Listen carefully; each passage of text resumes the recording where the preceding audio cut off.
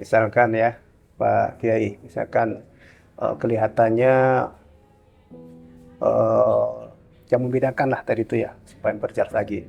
Kita berjuang atau demonstrasi Demo. yang kezaliman begitu kan ya. Oh, saya kira mempertanyakan kenaikan. Oh, ya, ya. Gitu kan. Ya. Karena kan kita melihatnya, oh ini tidak adil misalnya gitu. Terus Ya. kemudian kita coba eh, demo bareng-bareng, ya, siapa tahu kita tertembak. Nah, itu dia. Ketika diniatkan demikian, biasanya tidak terjadi. Makanya yang Betul. oh iya iya iya. Kita itu ikhtiarnya saja. Oke. Nah, betul. Saya ada cerita. Ya, ya. Dulu waktu di Timur Tengah itu, Hmm. si Iran, misalnya saya senang melihat film-film perang Iran-Irak, cerita-cerita peperangan, karena banyak. Kan saya selalu percaya keindahan batinnya itu terlihat pada saat sulit. Ya betul, saat penderitaan orang melihat keindahan batinnya. Kalau sukacita, ya keindahan lahiriah ya. Nah di satu, ini katanya true story. Jadi ada di ke garis depan pertempuran itu ada yang sudah berperang sekian bulan bahkan sekian tahun. Kemudian ada anak muda baru datang. Anak muda itu baru datang.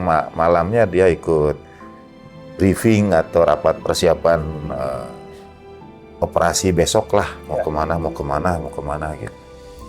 Tiba-tiba terdengar suara gitu, mungkin ada misil atau apa gitu, semua menunduk, meledak agak jauh. Nah, ya karena suasana perang, kemudian mereka bangkit lagi meneruskan briefing. Tiba-tiba anak muda ini jatuh, jatuh.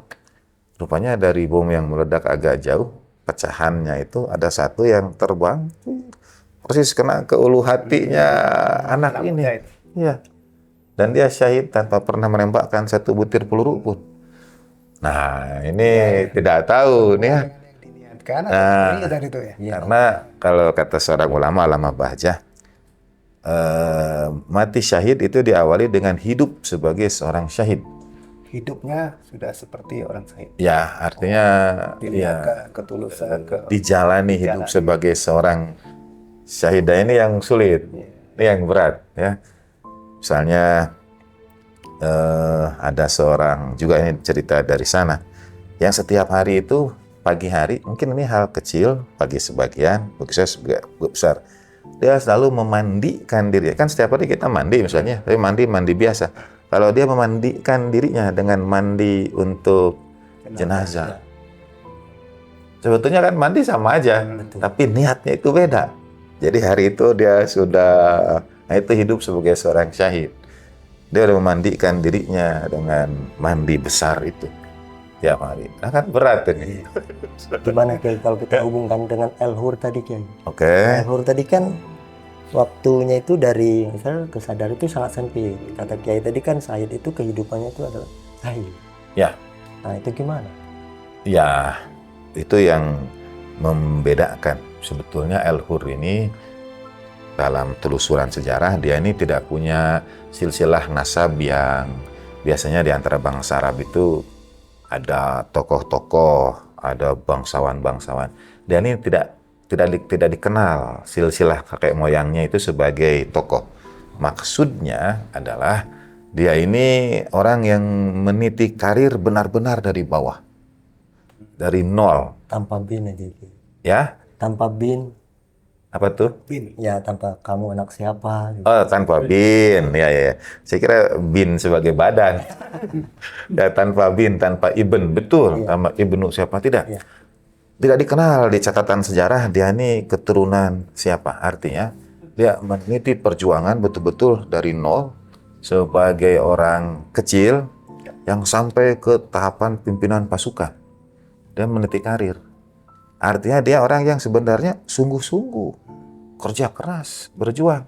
Tapi dunia dan sistem yang dia ada di dalamnya adalah sistem yang tidak baik.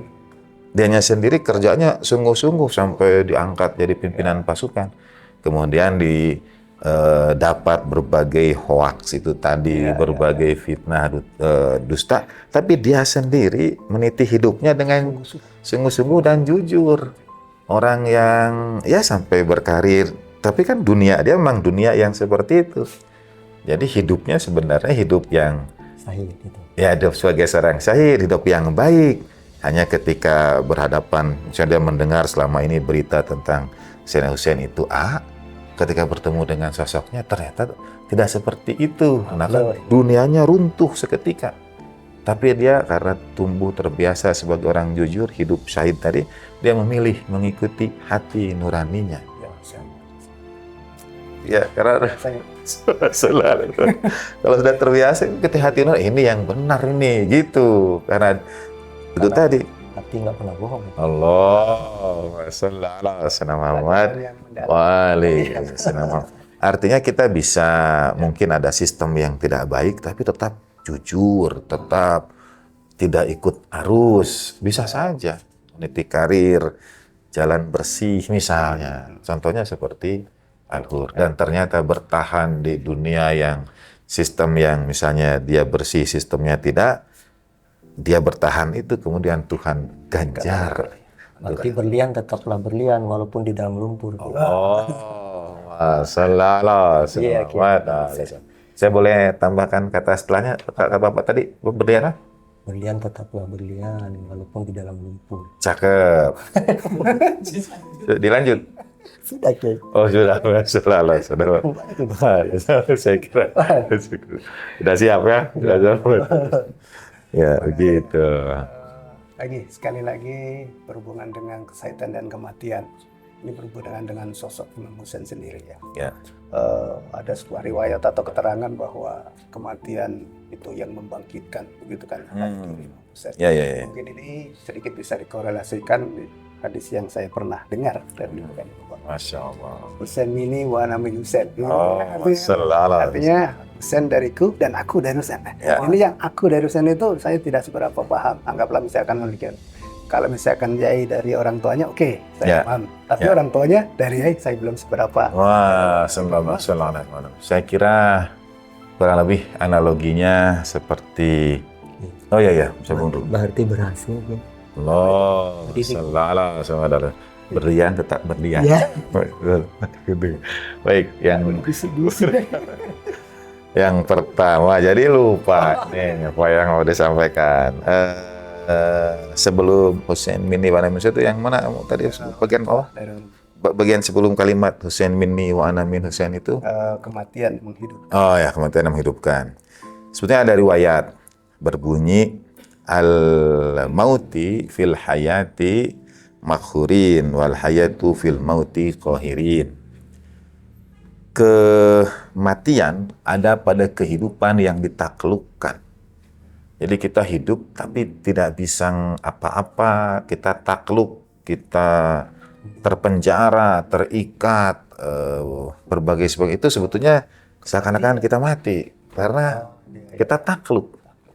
Tapi dan hidup ada pada kematian yang menaklukkan. Wal hayatu fil mauti qahirin. Jadi kematian yang menaklukkan itu justru menghidupkan, yang memberikan kehidupan. Atau dalam riwayat yang lain misalnya anna sunia munidamatu intabahu, manusia itu sesungguhnya tertidur ketika meninggal dunia, mereka terbangun. Jadi hidup yang sesungguhnya itu justru setelah kematian. Itu hidup yang sesungguh. Tahu-tahu kita sudah rasanya baru kemarin itu bermain bola bertelanjang kaki misalnya begitu. Ternyata sudah sekian puluh tahun berlalu. Nah, cepat kilat ya. Dan begitu tiba saat terakhir kita justru hidup yang sesungguhnya begitu. Nah, hubungannya dengan penyampaian Husain ini bukan hanya menurut saya secara nasab, tetapi bahwa pergerakan Sayyidina Husain itu alaihissalam, perjuangan Sayyidina Husain itu dari Rasulullah SAW. Itu adalah perjuangan Rasulullah SAW. Pergerakan beliau selama bulan Muharram ini itu bukan beliaunya saja, tapi sesungguhnya Rasulullah SAW membersamai Sayyidina Husain itu pada perjuangan hari-hari Muharram itu. Ada perjuangan baginda Nabi Sallallahu Alaihi Wasallam. Perjuangan Husain dari wa ana min Husain, dan aku dari Sayyidina Husain. Maksudnya adalah dengan perjuangan Sayyidina Husain ini keberlangsungan risalah Rasulullah Shallallahu Alaihi Wasallam. Menyebar kembali. Benar, terhubung, tersambung, terjaga, terpelihara. Dia tidak, kalau istilah orang Sundanya itu ada apa istilahnya, parem obor katanya, apa tuh semacam api itu mati dia, mati. Karena pada pembahasan sebelumnya kan ada akumulasi. Benar, benar. Ya seakan-akan kalau atau apa ya, mungkin ada sebutan putus generasi, ada sebutan ini generasi sekarang tidak tahu lagi apa yang terjadi sebelum-sebelumnya. Tutup dan sebagainya. Nah, dengan perjuangan Sayyidina Husain itu, perjuangan bagian Nabi dibangkitkan kembali, diingatkan kembali, dihidupkan kembali. Sulitnya bagian Nabi berjuang, nilai-nilai dakwah, risalah, itu semua dihidupkan kembali. Itu.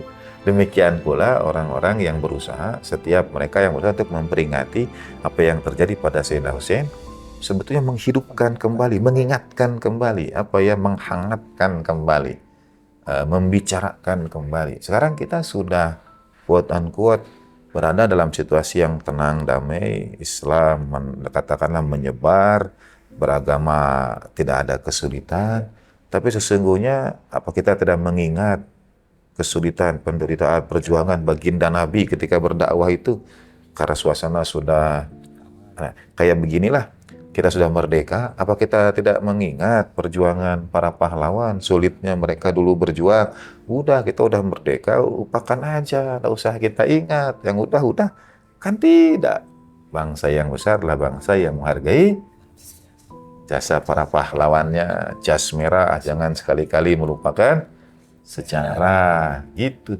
Nah ini sama, wa ana min Husain, karena perjuangan baginda Nabi Shallallahu Alaihi Wasallam disampaikan, diingatkan ulang pada generasi demi generasi dengan perjuangan Sayyidina Husain ini, gitu.